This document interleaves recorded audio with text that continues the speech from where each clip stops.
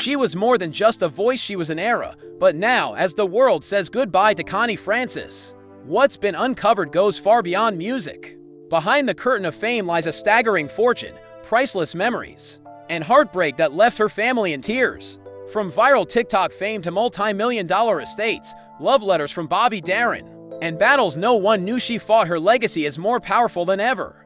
What was found after her death will shock you. Stick around, because this story is more than emotional, it's unforgettable. In a twist of fate, Connie Francis had recently found new fame among a generation that wasn't even born when she first topped the charts. Her 1961 track Pretty Little Baby became a viral sensation on TikTok, with more than 15 million videos and over 10 billion views using the song. The haunting melody once again echoed through homes and hearts, this time connecting with Gen Z, proving that music real, timeless music never dies. In one of her last posts, Connie expressed shock and joy over the song's resurgence. "I'm flabbergasted and excited. It was a poetic moment, a superstar's legacy roaring back to life just as she quietly left this world." But behind the shimmering melodies and graceful performances was a woman who endured unimaginable pain. And from personal trauma to financial setbacks, Connie Francis lived a life filled with as much heartbreak as harmony. She was not just a singer, she was a survivor. Her passing has sparked waves of emotion, not only from longtime fans, but from fellow artists, friends, and millions of strangers who found solace in her music. Just a day after her death, Ron Roberts, president of Conchetta Records and her longtime friend, posted a tribute with a heavy heart.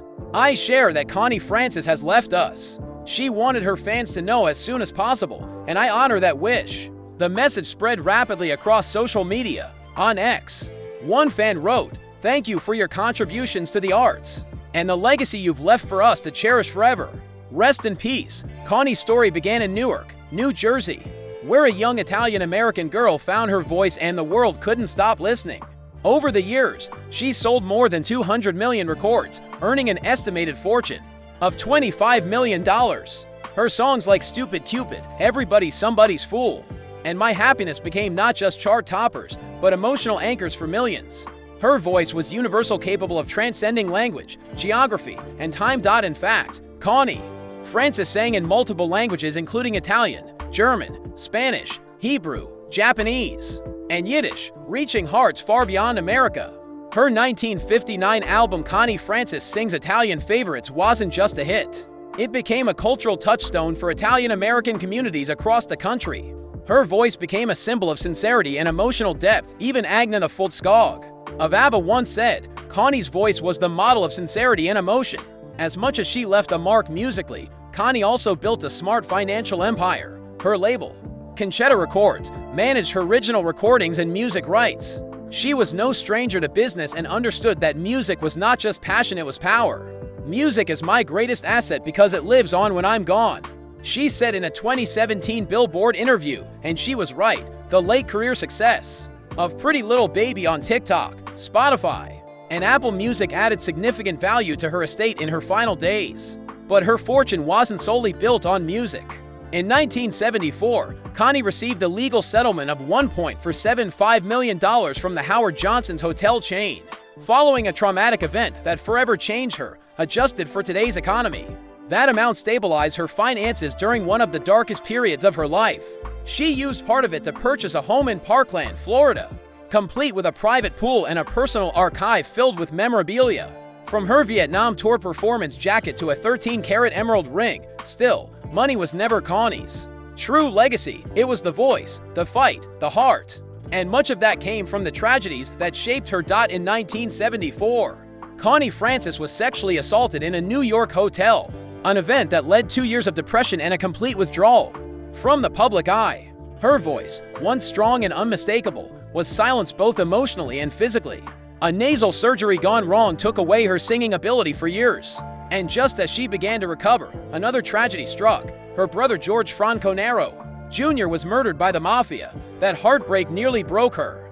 But Connie rose again. Between 1982 and 1991, she was misdiagnosed with bipolar disorder and institutionalized 17 times. But from that struggle, a new version of Connie emerged, a fighter. Not just for herself, but for others. In 2010, she became a spokesperson for Mental Health America, In 2015, she told a charity crowd, "If my story can help one person rise after suffering, then everything I've been through was worth it." Her pain became her platform. She spoke openly about mental illness, sexual assault, and PTSD. She supported veterans, victims of violence, and mental health initiatives across the country.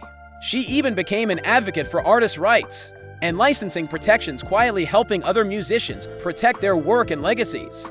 In her personal life, however, love always seemed just out of reach. Connie Francis was married 4 times, but each ended in heartbreak. Her deepest love was for pop star Bobby Darin. Their relationship burned brightly in the 1950s, but was torn apart by her controlling father, George Franconero, who once even threatened Darin with a gun. Connie never recovered from that heartbreak.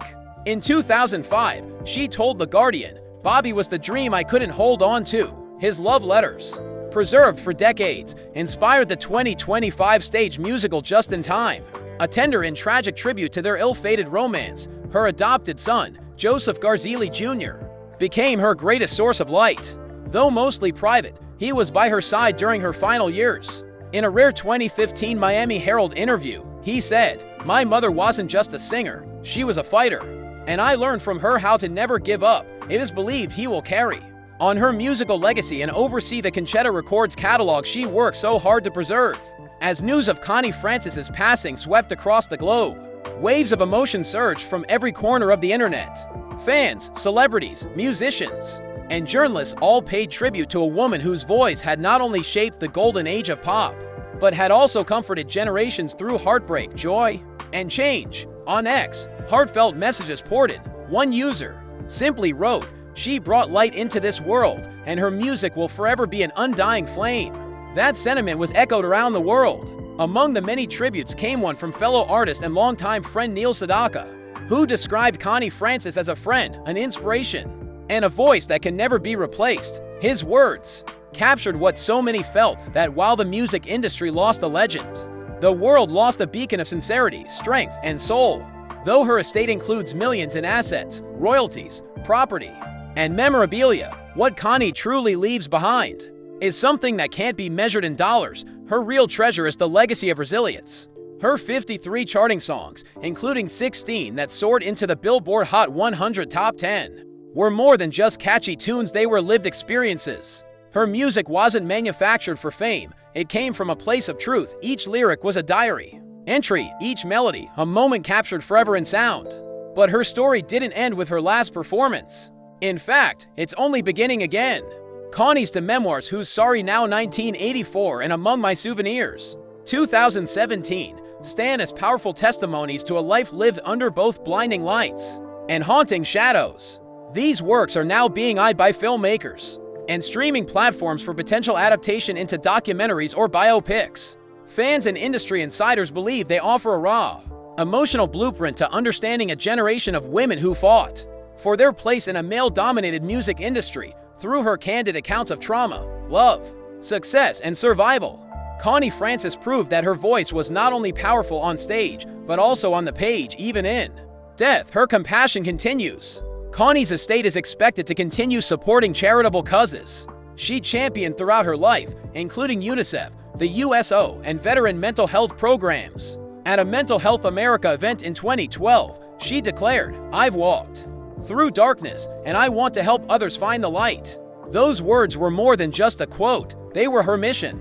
Her journey from 18 failed singles to worldwide acclaim taught us all a lesson in perseverance. Her life, marked by deeply personal trauma and professional glory, became a masterclass in turning vulnerability into strength.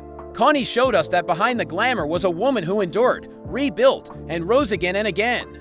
Today, Pretty Little Baby trends on TikTok. Her music plays in modern films. Children who never heard her name before now hum her melodies. And in family living rooms where her vinyl once spun on record players, her digital legacy now streams on endless loop. Though Connie Francis is no longer with us, her music, her message, her soul remains. It lives on in the lyrics, in the voices of fans, and in the legacy she left for generations yet to come. Which Connie Francis song meant something to you?